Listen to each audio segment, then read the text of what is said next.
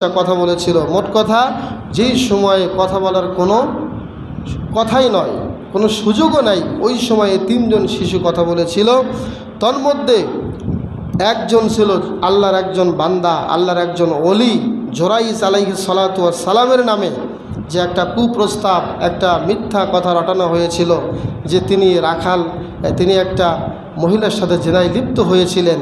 এই কথার জবাবে তার পবিত্রতা, তার নিষ্কলুষতা প্রমাণের জন্য আল্লাহ তাআলা ছোট্ট শিশুর মুখ দিয়ে জবান বের করে দিয়েছেন।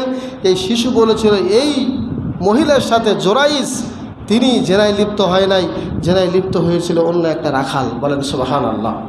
এটা একটা শিশু। আরেকটা শিশু হলো ঈসা আলাইহিস সালাতু ওয়াস সালাম। তিনি মায়ের কোলেই তার মায়ের পবিত্রতা বর্ণনা করেছেন। বলেন সুবহানাল্লাহ। সবাই বলেছিল, তোমার মা ব্যভিচারিণী, তোমার মা একজন স্বামী ছাড়া কেমনে সন্তান হলো? তিনি ডাইরেক্ট বলেছিলেন যে আমার মা, আমি একজন আল্লাহর গোলাম, আমি একজন আল্লাহর প্রেরিত ব্যক্তি, এবং আমার মা ব্যভিচারিণী নয়, আমার মা জেনাকারিণী নয়। বলেন সুবহানাল্লাহ।